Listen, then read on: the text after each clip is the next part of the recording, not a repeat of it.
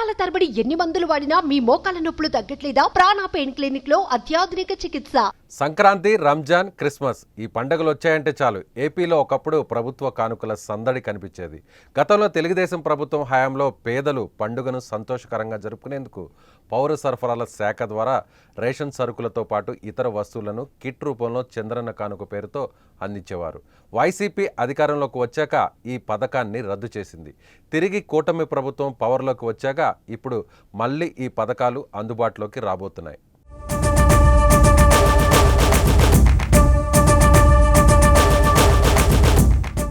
ఏపీలో ప్రజారంజక పాలన అందించడమే లక్ష్యంగా చంద్రబాబు సర్కార్ అడుగులు వేస్తుంది. ప్రజల కోసం కీలక నిర్ణయాలు తీసుకుంటూ ముందుకు సాగుతోంది. 2 నెలల పాలనలో ఎన్నికల్లో హామీ ఇచ్చిన పలు సంక్షేమ పథకాలను అమలు చేయడంతో పాటుగా ప్రజల కోసం పాత పథకాలను కూడా తిరిగి అమలు చేయబోతుంది. తాజాగా రాష్ట్రంలో రేషన్ కార్డుదారులకు సీఎం చంద్రబాబు ప్రభుత్వం శుభవార్త అందించింది.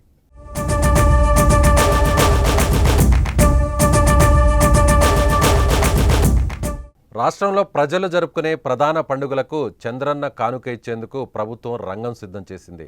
2014లో టీడీపీ అధికారంలోకి వచ్చాక చంద్రన్న కానుక పేరుతో ఈ పథకాన్ని తెలుగుదేశం ప్రభుత్వం అమల్లోకి తెచ్చింది.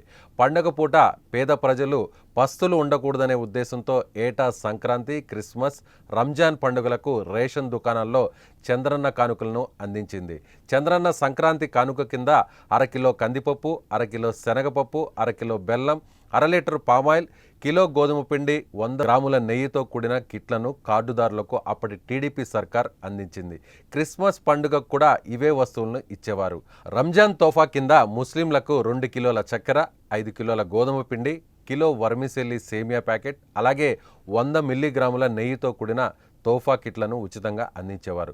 ఇలా 5 ఏళ్ల పాటు చంద్రన్న కానుకలను అందించారు. ఆ పండుగల సమయంలో పసుపు సంచుల్లో చంద్రబాబు ఫోటోతో కూడిన ఈ సంచులను అందిస్తూ ఉండడంతో ప్రజలు ఆనందంగా వస్తువులను పట్టుకొని ఇంటికి వచ్చేవారు.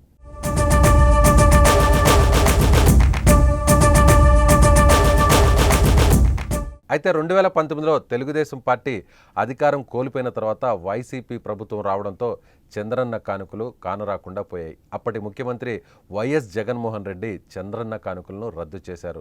మళ్ళీ అసెంబ్లీ ఎన్నికల్లో అఖండ విజయం సాధించి ఇప్పుడు కూటమి ప్రభుత్వం అధికారంలోకి వచ్చిన తర్వాత చంద్రన్న కానుకలను తిరిగి అందించేందుకు ప్రభుత్వం సిద్ధమవుతోంది. పండుగ పూట పేదల కళ్లల్లో ఆనందం చూడాలనే లక్ష్యంతో గతంలోలాగా సంక్రాంతి, క్రిస్మస్, రంజాన్ పండుగలకు రేషన్ కార్డుదారులందరికీ మళ్ళీ ఈ వస్తువులను అందించనుంది ప్రభుత్వం. అంతేకాదు జగన్ అధికారంలోకి వచ్చిన వెంటనే నిలిపివేసిన కందిపప్పు, పంచదార, గోధుమలు కూడా తిరిగి పంపిణీ చేసి ప్రజా పంపిణీ వ్యవస్థను మళ్లీ గాడిలో పెట్టాలని చంద్రబాబు భావిస్తున్నారు. ఈ 3 పండుగలకు రేషన్ కార్డుదారులందరికీ ఉచితంగా చంద్రన్న కానుకలు అందించడానికి ఏడాదికి 538 కోట్ల చొప్పున 5 ఏళ్లకు 2690 కోట్ల అదనపు భారం పడుతుందని ఆ శాఖ అధికారులు అంచనా వేస్తున్నారు. టీడీపీ కూటమి ప్రభుత్వం నిర్ణయంపై ప్రజల్లో హర్షం వ్యక్తమవుతుంది. సో ఈ వీడియోపై మీ కామెంట్ని తెలియచేయండి.